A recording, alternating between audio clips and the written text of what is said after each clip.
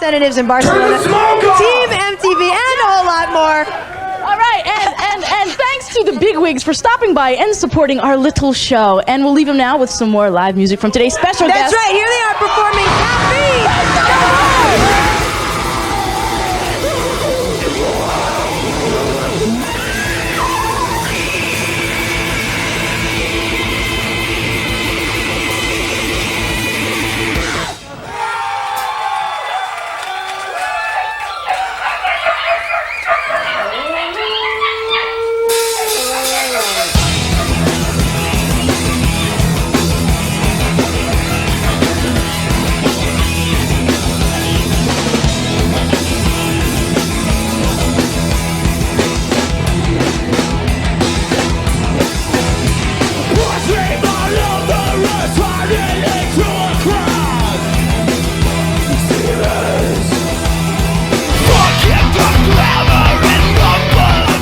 Faith No More released their fourth studio album, Angel Dust, 30 years ago. With its genre-shifting theatrics, schizophrenic vocals, complex beats, and nerve-frazzling apocalyptic riffs, Angel Dust divided fans and confused the record company.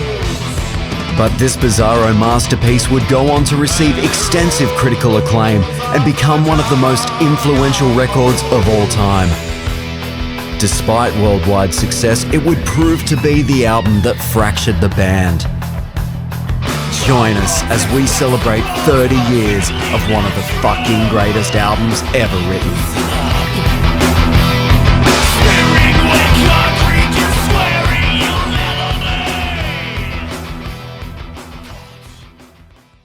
We started making the record pretty much when we went on tour in Brazil. We started writing stuff on the road, which we hadn't done too much of before. In 1991, Faith No More had become celebrated musicians. They were Band of the Year for many, including Rip, Kerrang, and Spin Magazine. Winner is Faith No More. I'd like to thank Satan. Hey, Mike Patton, Faith No More! Behold the magnificent golden dildo.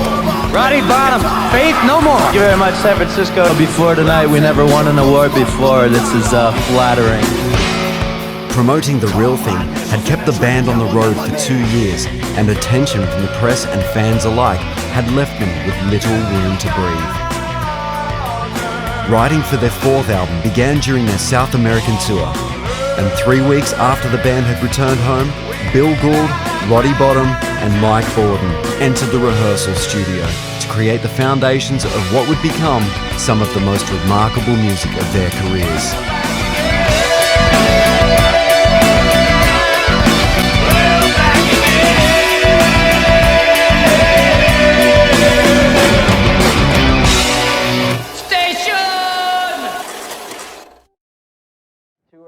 At all. Hey, we did. We went to South America. We did not make any songs. We didn't do anything except take acid.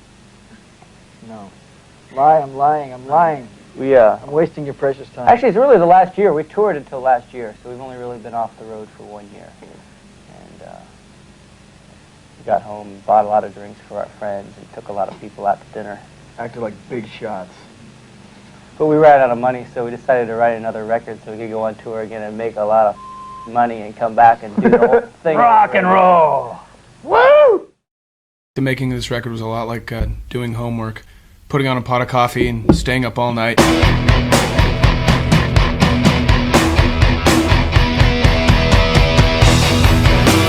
The band camped out at Coast Recorders Studios in the Mission District of their hometown of San Francisco to record. Longtime collaborator and friend Matt Wallace returned to produce. This gonna be on TV? What are you guys taping this for? So creative. My whole life consists of avoiding people. I think we got it. Hope we got it. During their time in the studio, inner tensions between the band were exposed, and a rift between Jim Martin and the other four members grew. A, not applicable. I don't really know. Creative disagreements of all types. March kind of drum beat thing. New song. Bill, Roddy, and Mike Borden will get together and write a bunch of tunes. then I'll write some on my own. I'll write a couple of tunes. Roddy's got great melodies. He impresses me. You know, he knocks my head off sometimes with these great melodies.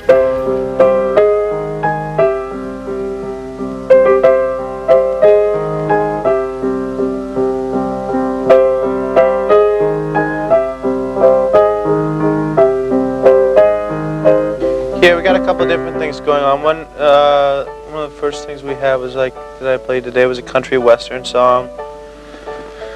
Kind of real melodic, white trash sort of country western style song.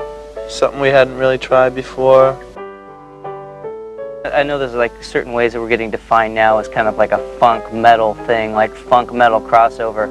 And if anybody really got sick of that, it was us, because we were getting tagged this thing all along. And I think if anything, what we learned how to do is more hear what's inside our heads and play it. Hi, I'm Mike Patton.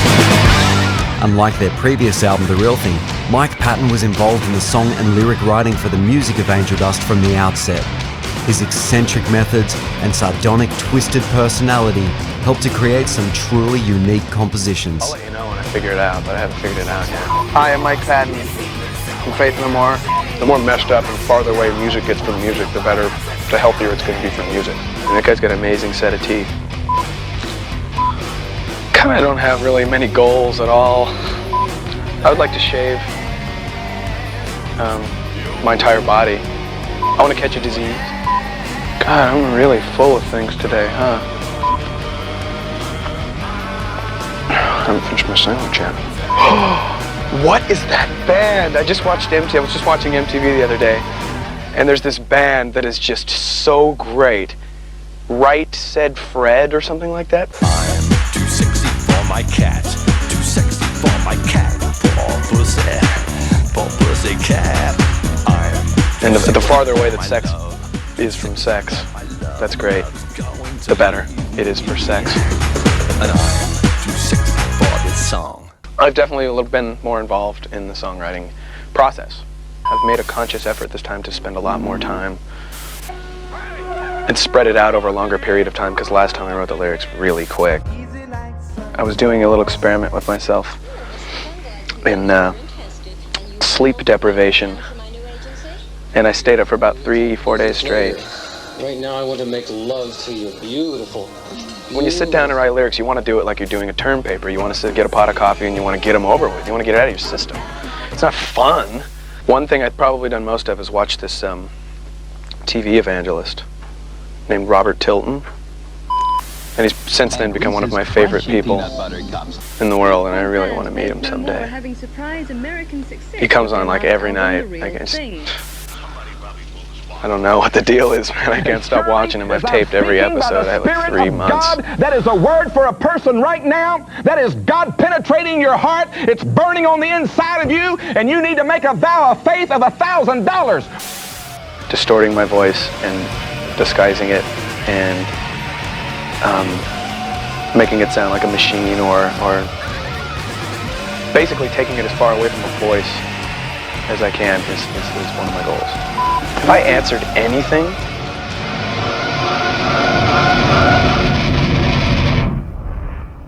Oh, now also I was wondering, your music, who are the people that you guys are writing about? Are they people you know, or friends, especially songs like RV?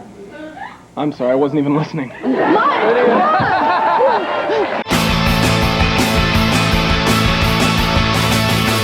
Well, the kind of core of it would be the keyboards, the bass, and the drummer, and we'd start from there. But we had other songs where like the guitar player would come in and play a riff and like have a couple ideas. Well, this time it didn't really work out like that. What I'm trying to do with this album is trying to figure out some guitar parts to play along with this crazy stuff. I don't know what the hell they're thinking of when they're doing some of this stuff. They don't leave too much room for me, so I got to try and fit in somewhere. Some of the songs are beautiful. Some of the songs are heavy and beautiful. We have one that sounds kind of like the Carpenters. It's the worst thing about music is that people play it. I think we're going to call it Angel Dust. Well, Roddy wanted to name it Angel Dust. I don't know why. I just want you to know that if it's named Angel Dust, it didn't have anything to do with me. We're thinking about putting an ad in a local music magazine that said Faith No More, seeking new guitarist. please call Jim, and then give Jim's number. That's kind of cosmic, isn't it? The diverse musical content of Angel Dust was an obvious departure from anything they had written before. The band knew the disposal of a tried and tested, successful songwriting formula would challenge their fan base. In fact, they were sure that people would hate the new record and joked that it should be titled Alienating Your Public.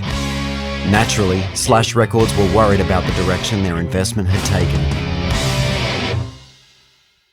We just did what we wanted to do, and we gave them the record, and they said, they tried to make us panic, and they said, oh gee, don't you think this music that you've made might alienate your old fans? And we said no, and they said, okay, we like it.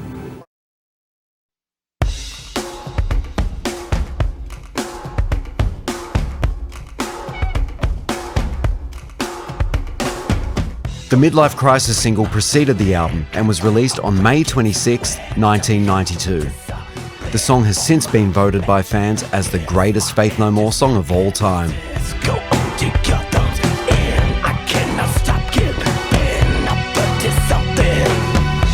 The song actually sounds like a Madonna song, so it's real easy to say that it's about Madonna too. You could apply it to her, though, as far as midlife crisis goes. She's dealing with her own personal midlife crisis right now. Yeah, and she's doing it in front of the world, which is real fascinating to me. Midlife Crisis was accompanied by an abstract and darkly polished video directed by friend of the band Kevin Kerslake, who had previously worked with the likes of Nirvana and Sonic Youth.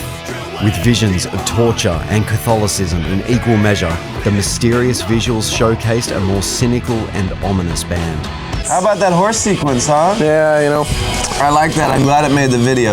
It was a little iffy there for a while. We weren't sure if that horse sequence was going to make it in. It seemed a little bit too severe for M. Severe, it was suggestive of actual violence, which kind of baffles me because I don't really go out on the street and see too many people being drawn and quartered by horses. It's a beautiful name for a really ugly, ugly drug.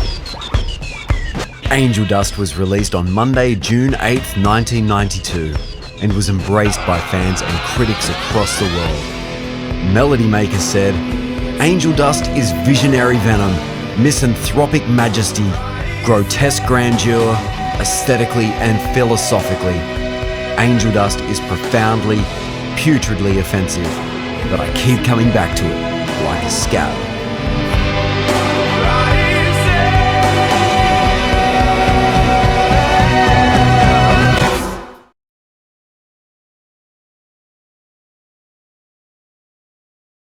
We're playing Wembley on June 13th.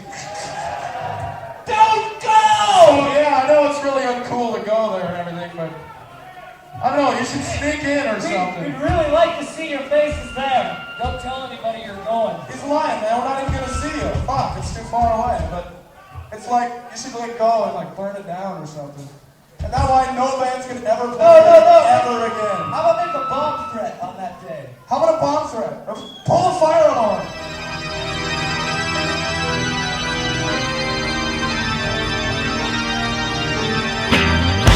Faith No More were invited to tour with rock and roll juggernauts Guns N' Roses and Metallica during the summer of 1992. On the road, they were not treated to the same grandeur as their contemporaries and were subjected to the cliché grotesques of a stadium tour. Problems with Guns N' Roses?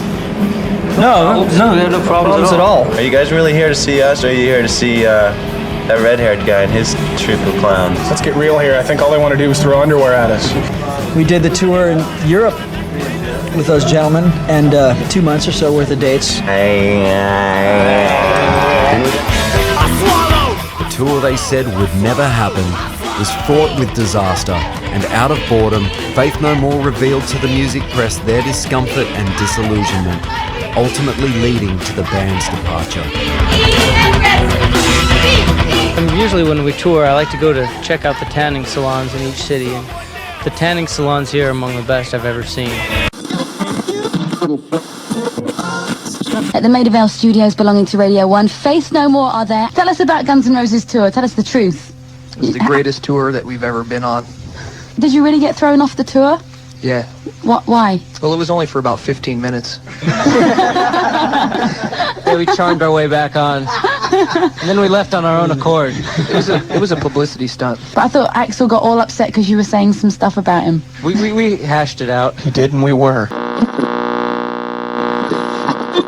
Just before hitting the road over the weekend on the Guns N' Roses Metallica tour, and just after getting back from a European tour, opening for GNR and Soundgarden, Faith No More was in New York City. There, the group shot a new video called Small Victory with the director behind CNC Music Factory's biggest videos.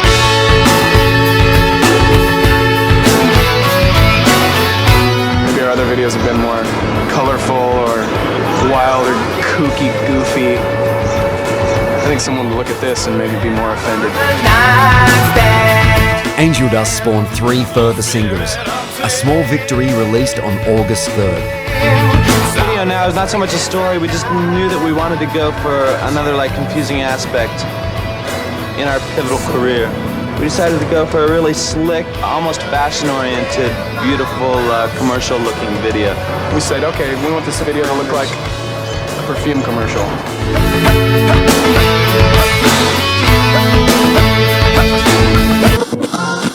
Faith No More, live on 1FM. Okay, so you're going to do your first tune, which is the current single, Everything's Ruined. Everything's Ruined was released on November 9th. Hard rock is okay. It's like saying, salt is okay, but you don't want to have salt as your only, spice in your food. I mean, all the time, nothing else, I mean, hard rock is great, but so is a lot of other stuff.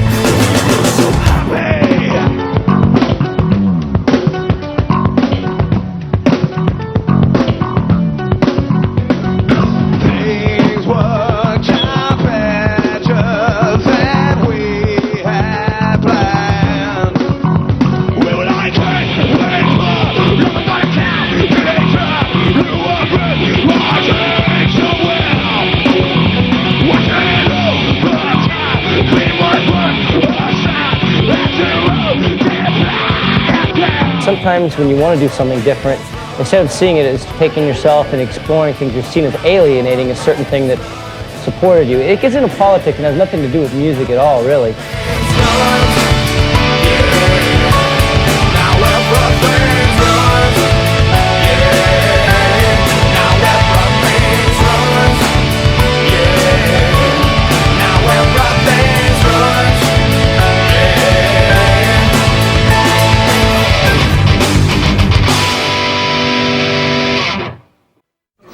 Super great. Absolutely fantastically. Troublemaking, drug peddling, Drug smuggling. Somehow we were exhausted. Exhaustion.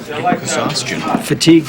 What planet do you come from? Whatever it is I did, I'm really very sorry. Well, we were pretty jealous. Are we in trouble? Once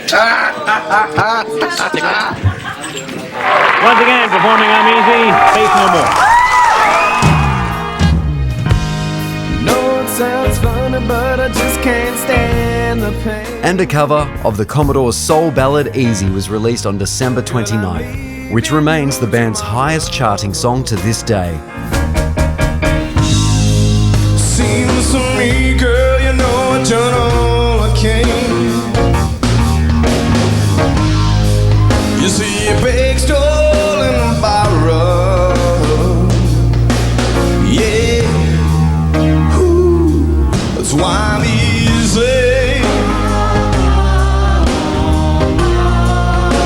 I'm easy like Sunday morning. Yeah, yeah. That's why I'm easy. Yeah. I'm easy like Sunday morning.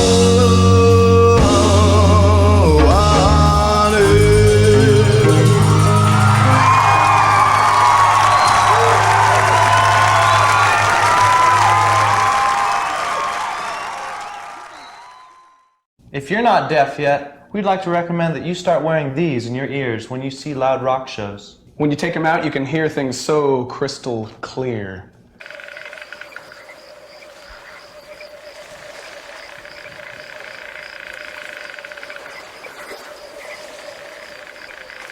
Faith No More embarked on their own headlining tour in the autumn of '92, selling out more than 80 nights in 20 different countries over 4 months. How badly are you behaving on this tour, or are you not really rock and roll? Do you throw televisions out of windows? Never. We're all in bed early. We have an arrangement with some of the local journalists to write that we actually do smash things up, so we don't really even have to. do you get somebody else to smash things up for you? No, because then we'd have to pay for it. Support came from New York alt metalers Helmet and LA all-girl grunge outfit L7. Party, shouldn't they have some sort of way to get back to the hotel or whatever? No. If you're going to abandon ship at any point, if you're going to wander off, you got to watch yourself. And you got to know that point when the ship is leaving port. Mothership. If not. Mothership Commentary? If not, they might be out of a guitarist, huh? At Faith No More's dynamic and mesmerising concerts, fans witnessed Roddy Bottum stripped to his underwear, Jim Martin's crude sense of humour, and Mike Patton hurled himself onto the stage floor in fits of unbridled rage.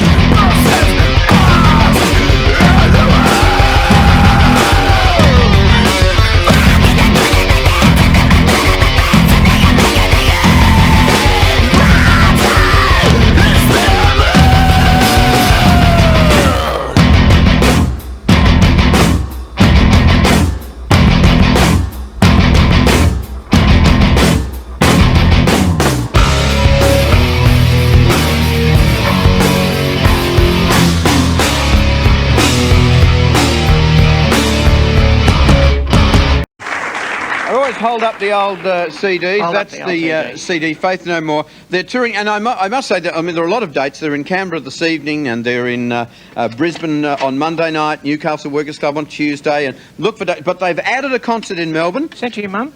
On the... No, I don't think that's your mother.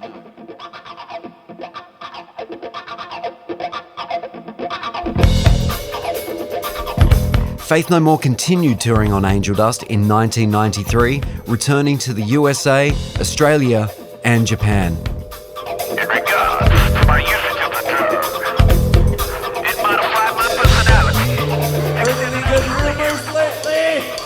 Everybody's quiet!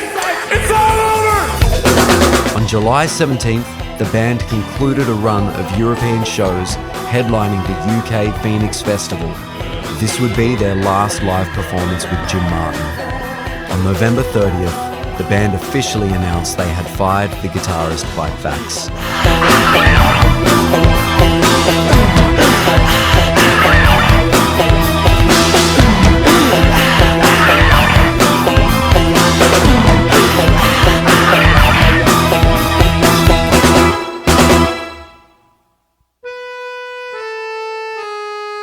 In 2003, Kerrang! Magazine voted Angel Dust the most influential album of all time. To this day, the record continues to inspire countless musicians. 30 years after its release, Angel Dust still baffles and excites listeners. 30 years later, Angel Dust sounds as vibrant, imaginative, and progressive as the day it was unleashed on the world.